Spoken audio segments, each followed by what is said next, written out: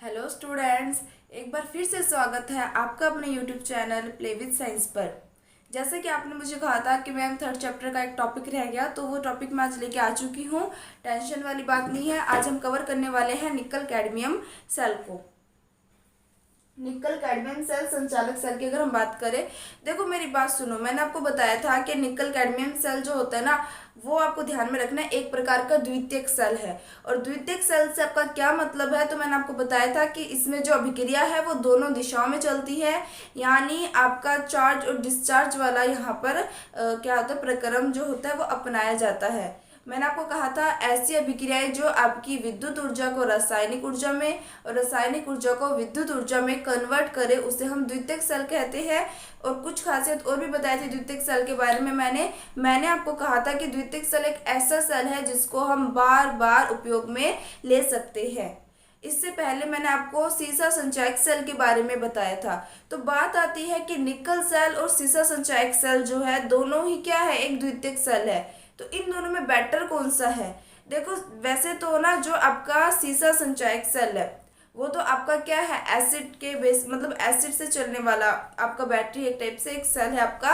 और साथ ही साथ ये आकार में काफ़ी बड़ा होता है, इसको हमें एक स्थान पे रखना पड़ता है। लेकिन जो निकल कैडमियम सेल है ना, वो आपका बहुत ही छोटा आकार का होता है, उससे तो काफ़ी छोटा आकार का होता है। और उसको हम आसानी से एक स्थान से दूसरे स्थान पर लेके जा सकते हैं। इसलिए निकल कैडमियम सेल जो है वो ज़्यादा अच्छा है सीसा संचयक सेल से। परंतु निकल सेल में लागत ज़्यादा होती है, ये आपको ध्यान में रखना है। तो हम बात करेंगे निकल सेल के बारे में। निकल सेल में होता क्या है?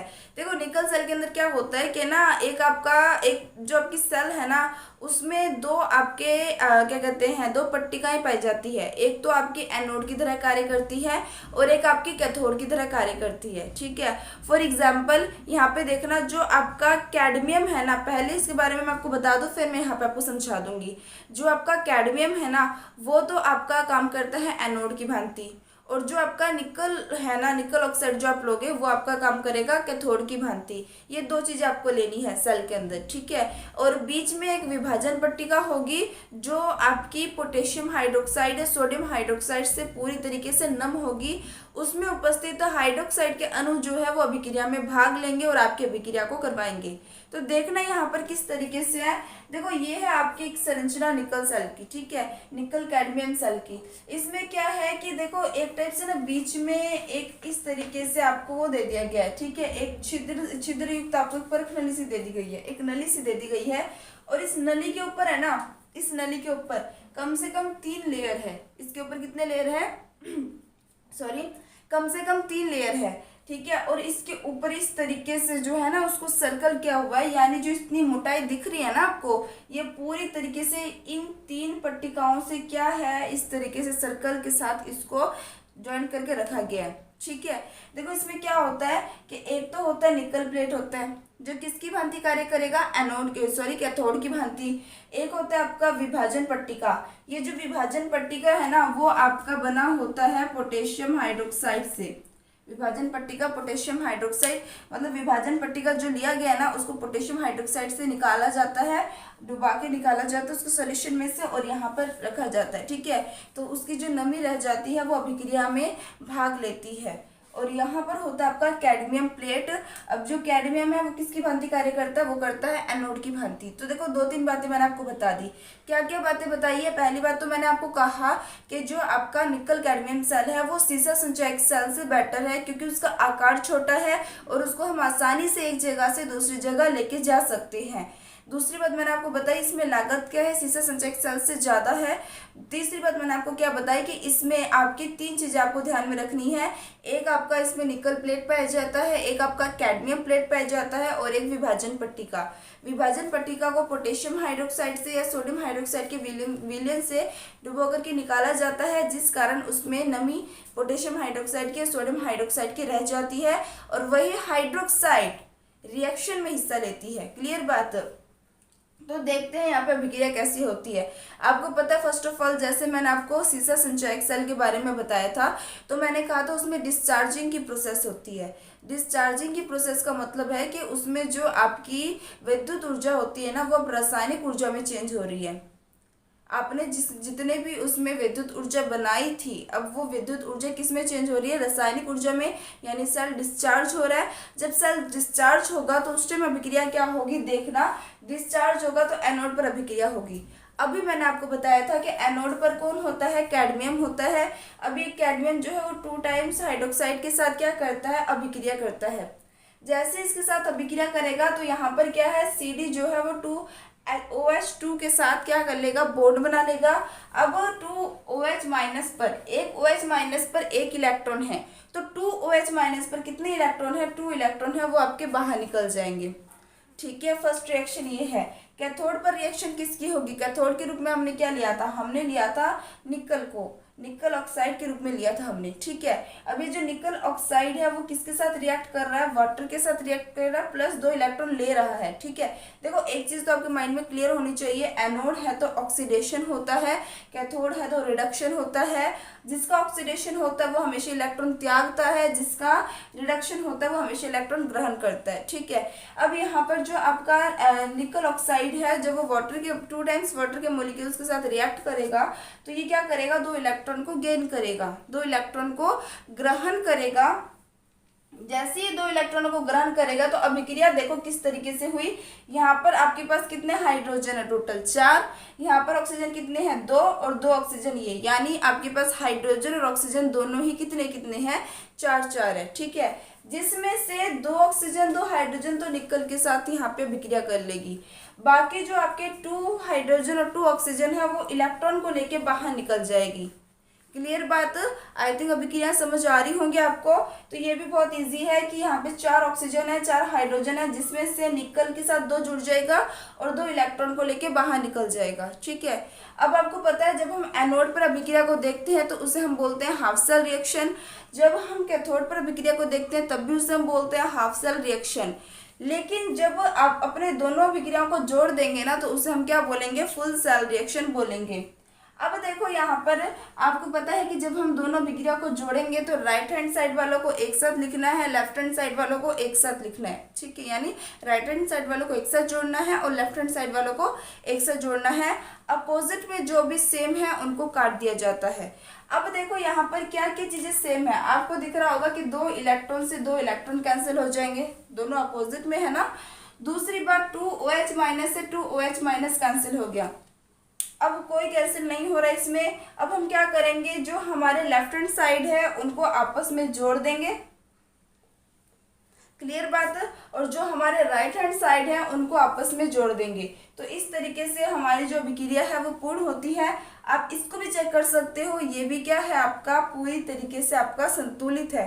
देख सकते हो कैडमियम है, निकल ऑक्साइड है और 2H2O है, जिसमें से एक कैडमियम एक निकल और 2 हाइड्रोजन 2 ऑक्सीजन है, मतलब 4 हाइड्रोजन 4 ऑक्सीजन है।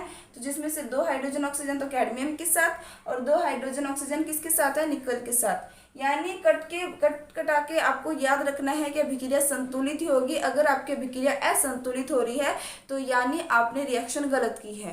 तो ये तो प्रोसेस है कि जब डिस्चार्जिंग होता है, लेकिन अब क्या होगा, जैसे ही डिस्चार्ज होगा, जैसे उसकी उसमें जो केमिकल्स जो है वो सारी खत्म हो जाएंगी, तो आप बाहर से क्या करोगे, विद्युत धारा प्रवाहित करते हो, यानी उसको चार्ज करते हो। चार्ज करके उसमें दोबारा वही अभिक्रियाएं होती है। लेकिन पहले क्या हो रही थी, डिस्चार्ज हो रही थी, लेकिन अब क्या हो रही है, चार्ज, यानी प्रोसेस उल्टा हो गया। पहले तो आप क्या कर रहे थे कि जिसमें केमिकल्स थे उनसे विद्युत ऊर्जा बना रहे थे, उनसे विद्युत बना रहे थे, लेकिन अब क्या होगा कि विद्युत देके केमिकल रिएक्शन करवाओगे। समझ आ रही होगी मेरी बात, प्रोसेस बिल्कुल उल्टा हुआ। प्रोसेस उल्टा हुआ तो अभिक्रियाएं भी उल्टी हो जाएंगी, आपको ध्यान में रखना है। अब यहाँ पे चार्जिंग का प्रोसेस है, तो एनोड पर अभिक्रिया कौन सी होगी, आपने कुछ नहीं करना। यहाँ जो आपने राइट हैंड साइड लिया, यहाँ पे वो आप लेफ्ट हैंड साइड लोगे। यहाँ पे जो आपने लेफ्ट हैंड साइड लिया वो आपने राइट हैंड साइड लेना, बाकी कुछ इसमें ज़्यादा चेंजेस नहीं है। अब देखो वहाँ पर हमने CdOH2 और 2 इलेक्ट्रॉन लिए थे लेफ्ट राइट में, यहाँ पे हमने ले लिया लेफ्ट में।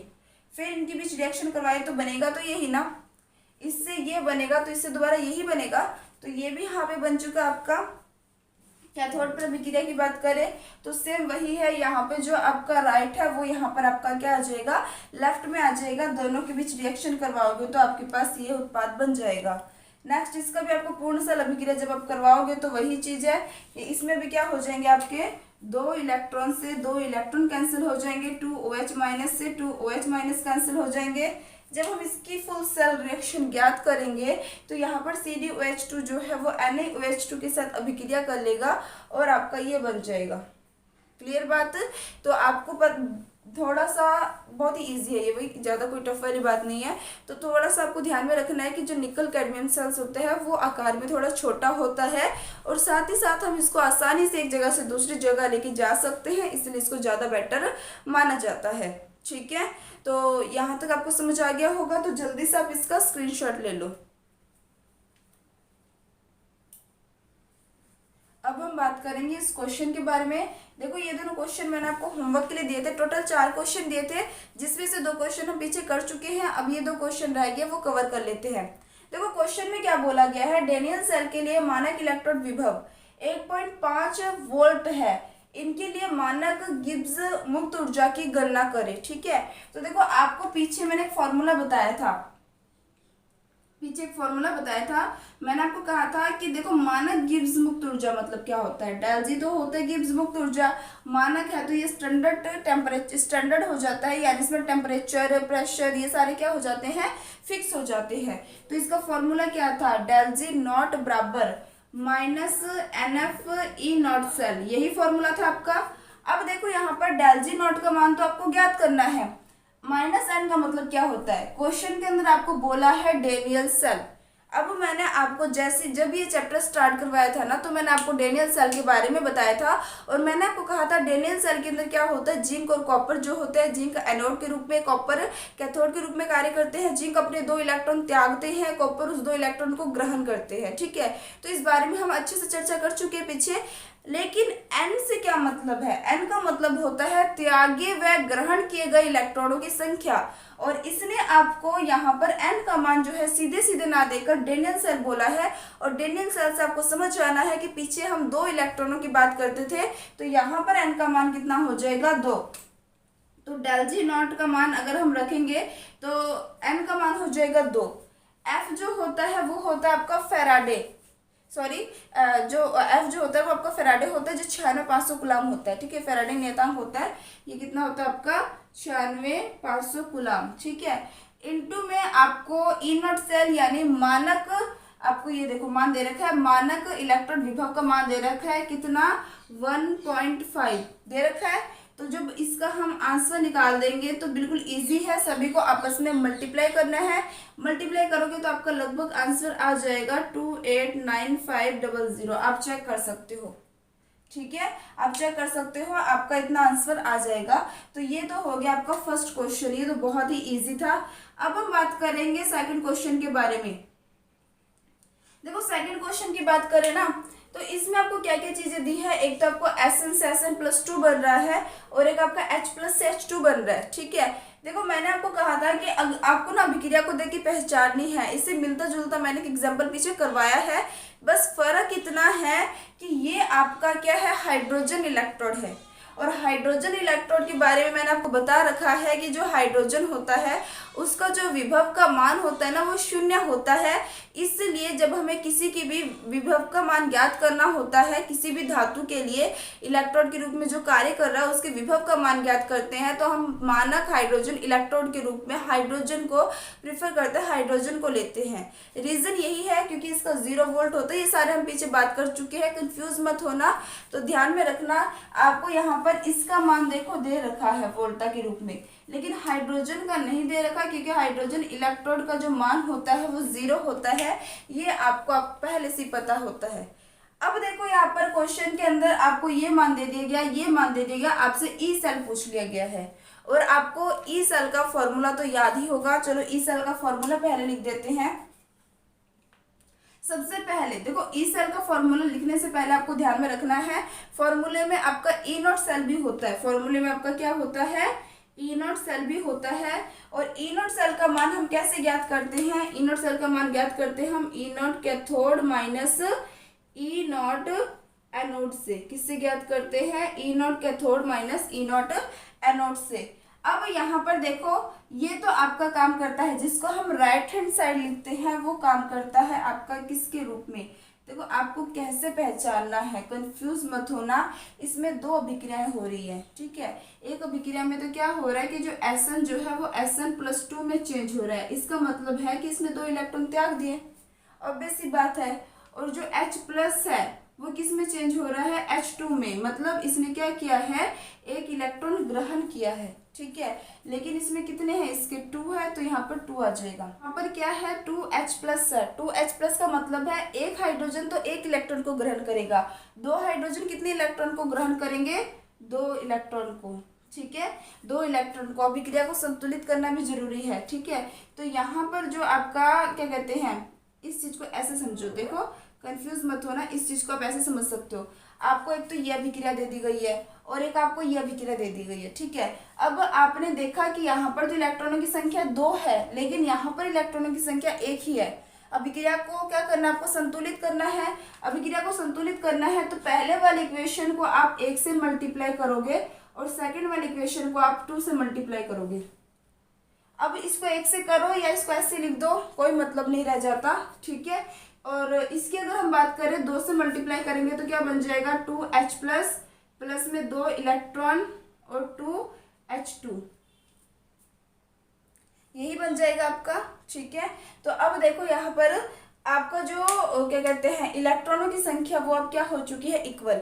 यानी अब हमें क्वेश्चन के अंदर m का जो मान ज्ञात करना होता है वो आ जाएगा आपके पास 2, ठीक है।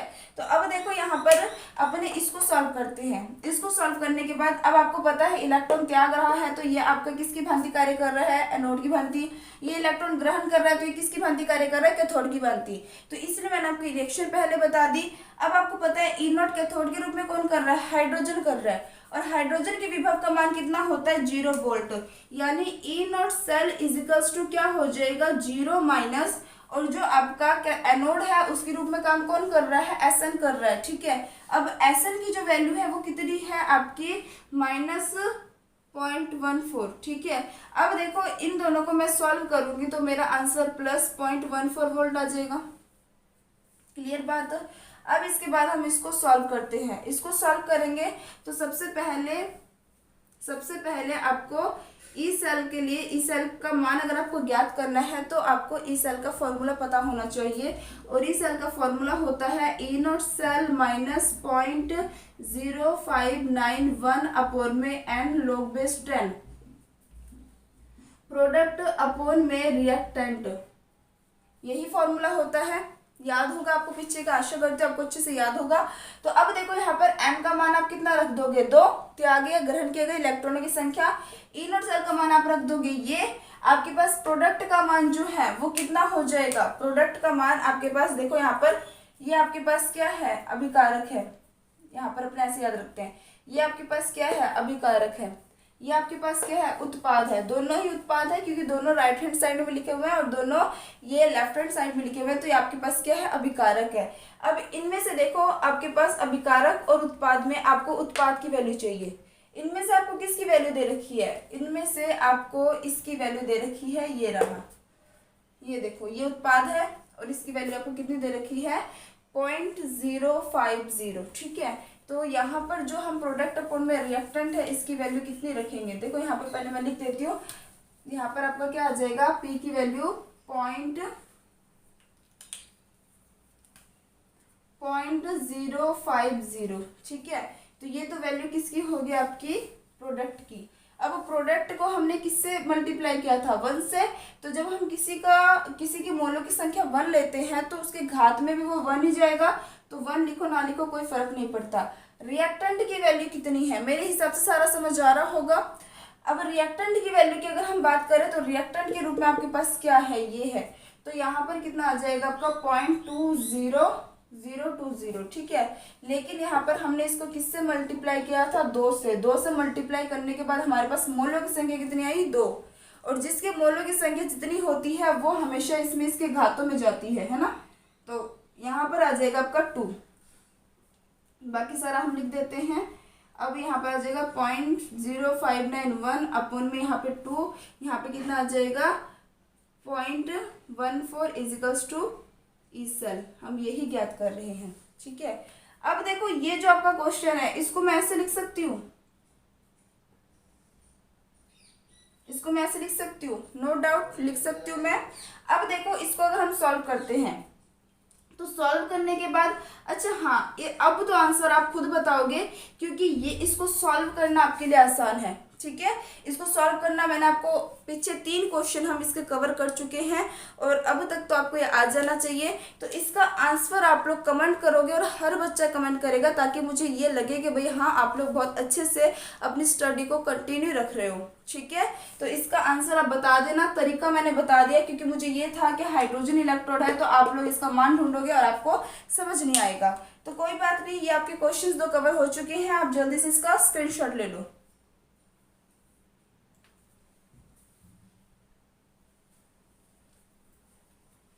ले लिया होगा आपने स्क्रीनशॉट। आई थिंक आज का जो क्लास है वो आपको अच्छे से समझ आया होगा और जो आपके कुछ भी अगर रह जाते टॉपिक्स तो टेंशन मत लिया करो, मैं कवर करवा दिया करूँगी। ठीक है, तो अगर आपको ये वीडियो पसंद आती है तो लाइक शेयर करना, जो बच्चे चैनल पर नए हैं वो सब्सक्राइब करना मत भूलना। और जिन बच्चों को नोट्स की प्रॉब्लम हो रही है मैं स्पेशली उनको ये बात बोलूँगी, वो आप अब प्लेलिस्ट में जाकर प्ले स्टोर पे जाकर जो आपकी ड्रीम क्लासेस का लर्निंग ऐप है उसे आप इंस्टॉल कर लें और उस पर मेरा पूरा जो कंप्लीट कोर्स है वो दिया हुआ है, तो आप उसे परचेज कर सकते हैं, जहां आपको मेरे लेक्चर्स प्लस में आपको जितने भी आपके नोट्स हैं सब्जेक्ट्स मतलब चैप्टर्स के पीडीएफ के रूप में मिल जाएंगे, प्लस आपको ऑब्जेक्टिव क्वेश्चंस और टेस्ट सीरीज सारी की सारी सुविधाएं मिल जाएंगी। तो जिन बच्चों को ये सारी चीज़ें चाहिए तो आप वहाँ पे जाके ले सकते हैं और आपकी पढ़ाई अच्छे से चले, आप लोग 12th में अच्छे नंबर लाओ। All the best, take care, bye bye.